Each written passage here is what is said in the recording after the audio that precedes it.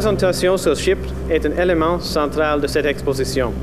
Elle illustre une des plus importantes opérations de maintien de la paix et comment le Canada a envoyé ses soldats sous l'égide de l'ONU pour empêcher qu'un conflit local ne dégénère en guerre.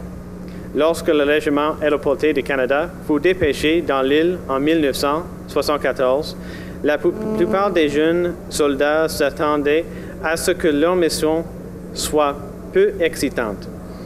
Cette situation bascula de façon inattendue quand un coup d'État militaire provoqua l'invasion de l'île par les forces turques. Les contingents de l'ONU et du Canada et autres pays se retrouvèrent pris au milieu d'intenses combats.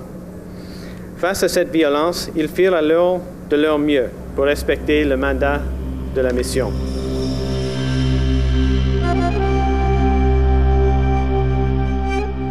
Le 23 juillet 1974, j'ai été affecté chauffeur pour l'officier des opérations, capitaine Normand Blaquière. Puis on était dans notre camp, le camp Kronberg.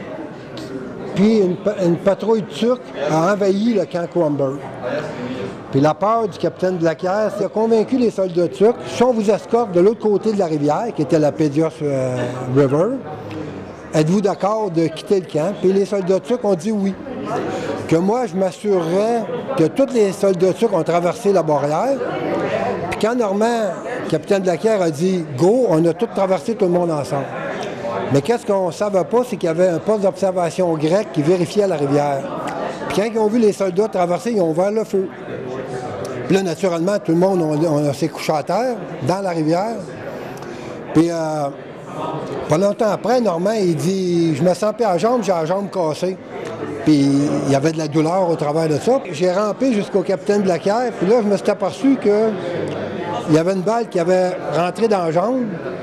Puis ce que j'ai fait, j'ai pris mon couteau, j'ai coupé ses pantalons de combat, j'ai sorti mon pansement de campagne, j'ai fait les premiers soins, si on veut, j'ai arrêté l'hémorragie. Mais pas longtemps après, il y a des soldats qui se sont aperçus qu'il y avait de l'action dans la rivière. Puis là, quelqu'un a dit « Plouf ». Il y a mon nom, il a dit « Plouf, tout est correct ». Puis quand je me suis levé à la tête, malheureusement pour répondre, la balle a frappé mon casque, puis elle m'a dévié dans mon mâchoire. Mais sur le coup, je pensais pas que c'était une balle. Je pensais que c'était une roche qui avait frappé, parce que métal contre métal. Hein? Mais après ça, j'avais des drôles de feeling dans la bouche que j'ai craché. Puis là, la balle m'a tombé des mains avec des morceaux de dents. Qu'est-ce que j'ai fait? J'ai jeté les dents, j'ai mis la balle dans mes poches.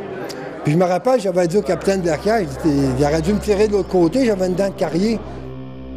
J'ai gardé le casque et la balle à la maison pendant X nombre d'années. Puis ensuite de ça, j'ai pensé, j'ai dit, un jour ou l'autre, ça va se perdre. Un jour, ça va aller à qui?